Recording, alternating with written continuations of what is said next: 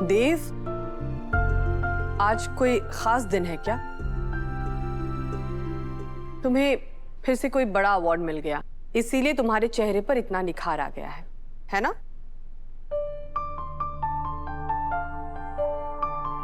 माँ साहब, इस निखार की वजह कुछ और है और इसी बारे में आपसे मैं बात करना चाहता हूँ।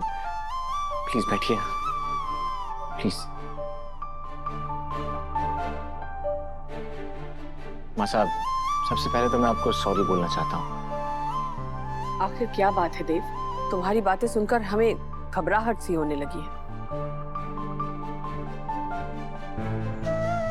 माँ साहब, बचपन से लेकर आज तक मैं आपसे अपनी हर छोटी से छोटी बात शेयर करता आया और मैं ये बात भी छुपाना नहीं चाहता था। मैं बस थोड़ा वक्त लेना चाहता था ताकि आपको बताने से पहले मैं खुद से श्योर हो जाऊं। देव, घुमा फिरा कर मत कहो, सीधे सीधे कहो कि बात क्या है। जब जब भविष्य के राम ने उनसे कोई बात छुपाई है, तब तो माँ और बेटे के बीच में महाभारत हुई। इस बार देखते हैं कि महासंग्राम होगा। माँ साहब, मैं एक लड़की को पसंद करता हूँ।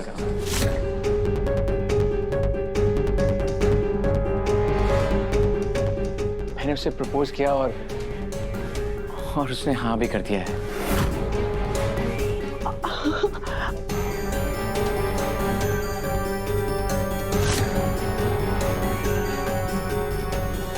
ये तुम क्या कह रहे हो देव?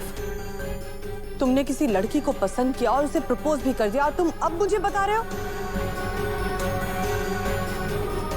ये सब एक रात की तो बात नहीं हो सकती है। और नहीं तो क्या भाभी साहब, और आपने तो जब से देव पैदा हुआ था तभी से ऐलान कर दिया था कि देव की होने वाली पत्नी आप खुद चुनकर लावेगी। लेकिन आपके बेटे ने आपके सपनों पर पानी फेर दिया, छपाक। सारिका, तुम क्यों चल रही हो? अरे पहले देख तो लो लड़की कौन है, कैसी है। ऐसा वो लड़की हम सबसे इस घर से अनजान नहीं है। आप जानती हैं उसे, इनफैक्ट आप तो सबसे करीब से जानती हैं। देव, हम कई सारी लड़कियों को अच्छी तरह से जानते हैं, पर इसका मतलब ये नहीं है कि हम किसी भी लड़की को तुम्हारे लायक समझ लें। अगर तुम्हारी पसंद की हुई लड़की हमारे कसौटी पे खरी नहीं उतरी तो? माँ साहब, आज तक ना मैं आपकी किसी बात के खिलाफ गया हूं और ना ही कभी जाऊंगा।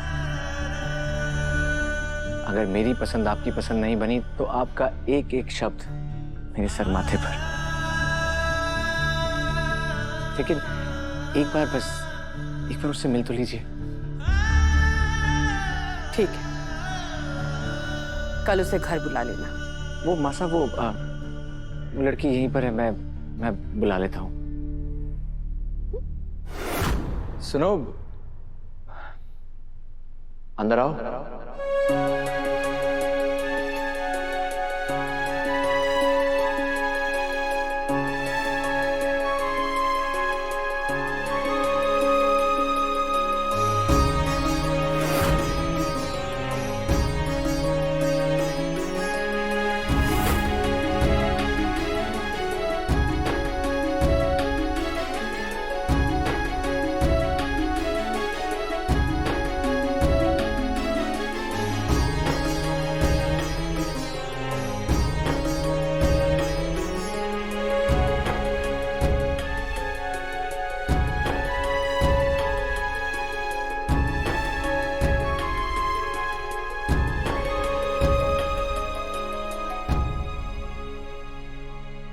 माँ साहब,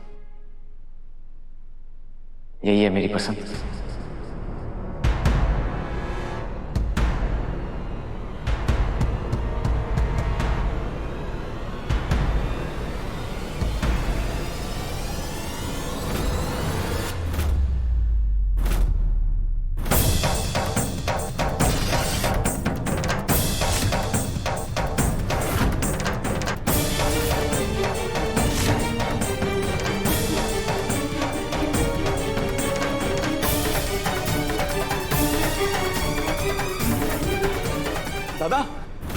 दादा उठो, बैठो बैठो बैठो।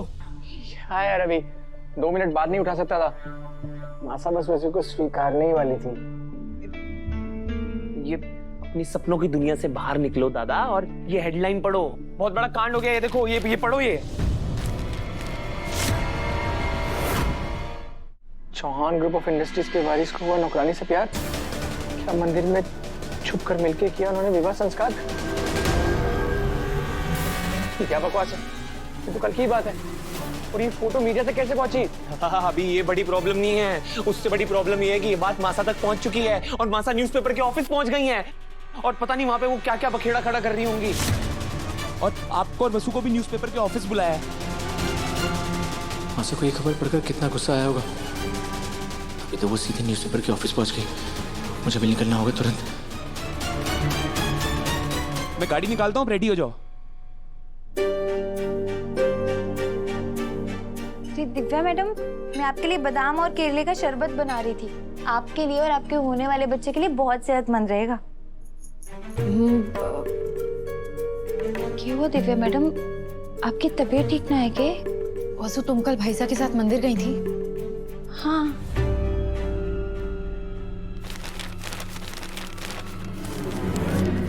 अब ये बात पूरे उदयपुर को पता चल गई है, खासकर कि मासा को।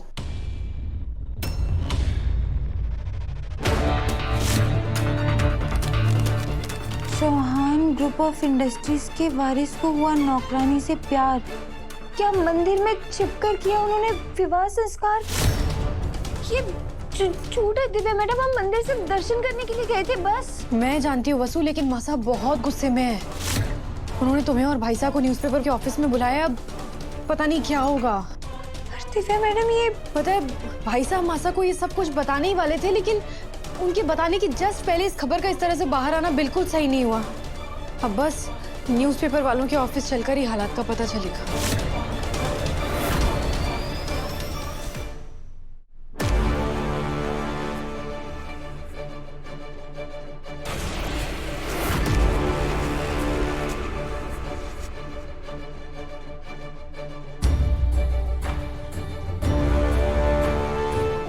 देवर साहब जी, आप यहीं रुकिए और वसुधा और देव के साथ ही अंदर आइएगा। जी भाभी साहब।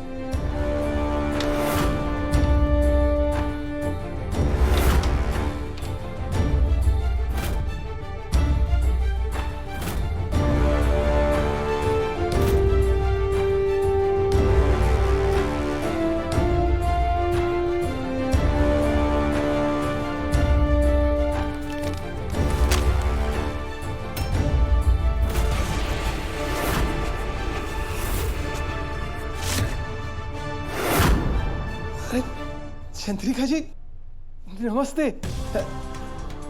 आप ही का ही ऑफिस है? बहुत बहुत बधाई चंद्रिका जी। ये तो हमारी खुशकिस्मती है कि आपके बेटे की लव स्टोरी का खुलासा हमारे अखबार के जरिए हुआ। ऐसी बेतुकी खबर और बेहुदा तस्वीर छापने की हिम्मत कैसे हुई आपकी? अपनी बिक्री बढ़ाने के लिए आप किसी भी हद तक गिर जाएंगे।